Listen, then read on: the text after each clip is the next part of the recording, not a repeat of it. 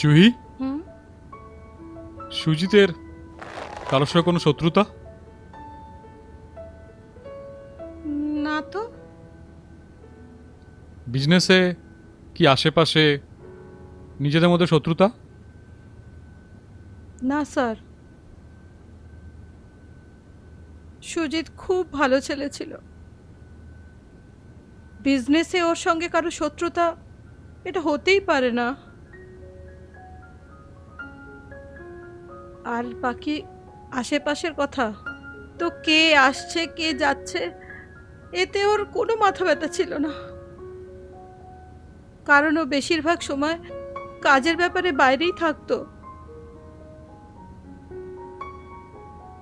ঠিক আছে জুহিজি, আমরা আসছি, কিন্তু আগে গিয়ে আমাদের যদি কিছু দরকার পড়ে আমরা আবার আসব। চলো অর্জুন। Okay sir.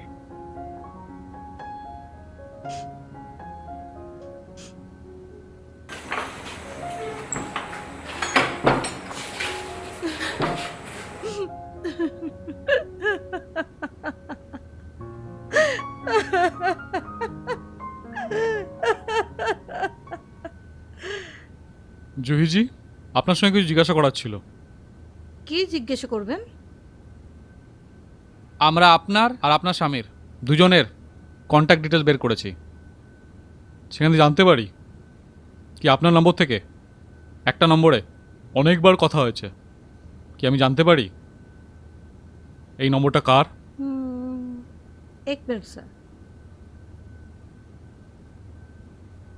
ডায়াল করুন। ও আচ্ছা, এটা এটা আমাদের রাহুল ড্রাইভারের নাম্বার। ড্রাইভার? হুম ও আপনাকে এত ফোন কেন করতো? স্যার, ওকে 1 মাস আগে আমার হাজব্যান্ড কাজ থেকে বার করে দিয়েছিল, এই জন্যই ও আমাকে বারবার কল করছিল আর বলছিল যে আমাকে আবার কাজে রাখো। আপনার স্বামী ওনাকে কাজ থেকে কেন বের করেছিল? স্যার, ও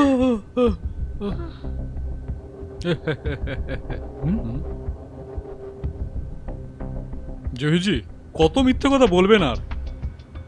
দেখুন, আপনার মিথ্যে কথা ধরা পড়েছে, আর ভালো এটাই হয় আপনি আমাদের সব সত্যি কথা বলে দিন।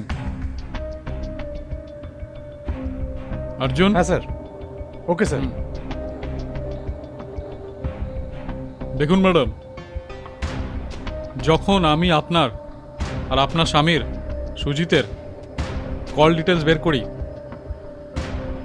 তখন আমাদের আপনার ওপর সন্দেহ হয়, আর আমি আপনার প্রেমিকের রাহুলের ওপর, দুজনের ওপর নজর ছিল। আপনি কি করেন, কোথায় যান, কার সঙ্গে দেখা করেন, আপনার প্রতিটা আচরণে আমাদের নজর ছিল। আর তখন আমরা এই জানতে পারি কি আপনার হাজব্যান্ডের খুন আপনি আর আপনার প্রেমিক রাহুল করেছে। তো ভালো এটাই হবে আপনি সব কিছু বলে দিন, না হলে আমরা অনেক কিছু জানি সত্য কথা বের করতে। না স্যার, আমি সুজিতকে মারিনি। ম্যাডাম, আমি আপনাকে সত্য কথা বলতে বলেছি। অর্জুন, চল চল চল। রাহুল, তুমি আর এটা?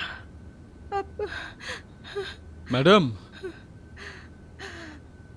এখন আর কিছু বাকি আছে নাকি আগে গল্প আপনি বলবেন?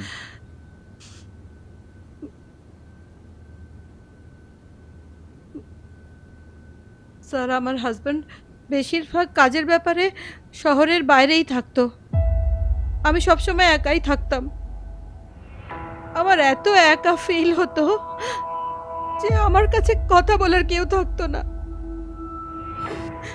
যদি কেউ থাকতো তাহলে সেটা রাহুল। জানি না কবে আর কখন আমি ওকে এত ভালোবাসতে লাগলাম, আর রাহুলও আমাকে ভালোবাসতো।